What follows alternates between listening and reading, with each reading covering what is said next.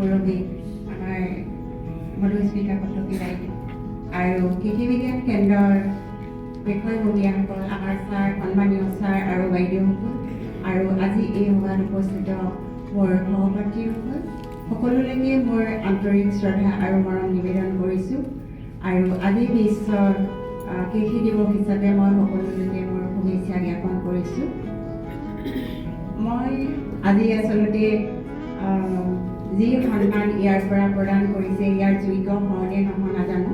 মই এগৰাকী ক্ষুদ্ৰ খেতিয়ক, মই খেতিৰ লগতে জড়িত হৈ আছোঁ আৰু এই 19 চনৰ পৰা মই কৃষি বিজ্ঞান কেন্দ্ৰৰ লগত জড়িত হৈ আছোঁ। বিশেষকৈ আমাৰ মৃদুস্মিতা বাইদেউ আমাৰ ঘৰত গৈ কি ধৰণে আমি নিউট্ৰিশ্যন গাৰ্ডেন কৰিব পাৰোঁ, বৈজ্ঞানিক পদ্ধতিৰে জৈৱিক আহাৰ প্ৰয়োগ কৰি আমি কিদৰে নিউট্ৰিশ্যন গাৰ্ডেন কৰিব পাৰোঁ তাৰ আৰ্হি দেখুৱাইছিলে আৰু তাৰপিছতে কেঁচুসাৰ কেনেদৰে নিৰ্মাণ কৰিব পাৰি সেই বিষয়ে আমাক আৰ্হি দেখুৱাইছিলে। আমি যথেষ্টখিনি লাভৱান হৈছিলোঁ আৰু তাৰ নেক্সট বছৰত আমাক দিছিলে মাছৰুমৰ খেতি আৰু সেই মাছৰুম কৰিলোঁ।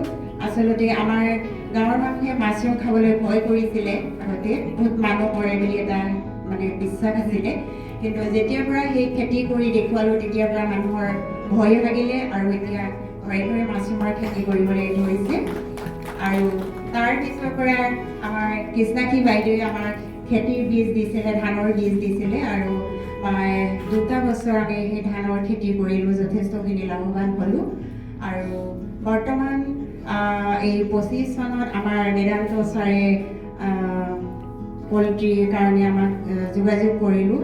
তাৰপিছতে এতিয়া আমাৰ আছে লেয়াৰ 300 মুৰ্গী পালন কৰি আছোঁ আমি আৰু সেই মুৰ্গীৰ যথেষ্ট ডিমৰ উৎপাদন হয় আৰু সেই ডিমৰ পৰা আমাৰ বিভিন্নজনে আমাৰ পৰা ডিম লৈ পোৱালি প্ৰডাকশ্যন কৰি আছে আৰু যথেষ্টখিনি লাভৱান হওঁ।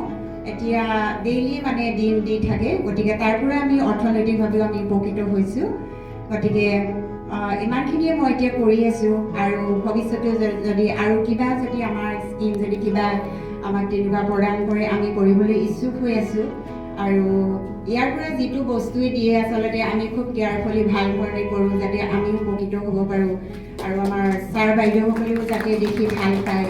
গতিকে মই আজি এই কৃষক দিৱসৰ দিনাখন মই সকলো কৃষককে মই আহ্বান জনাইছোঁ, আপোনালোকেও আগবাঢ়ি আহক, এই কৃষি বিজ্ঞান কেন্দ্ৰৰ লগত জড়িত হৈ বিভিন্ন ধৰণৰ আঁচনি আছে সেইবিলাক কৰিবলৈ আগ্ৰহী হওক আৰু ইয়াকে কৈ মই সকলোকে মোৰ শুভেচ্ছা জনাই মোৰ বক্তব্য সামৰণি মাৰিছোঁ।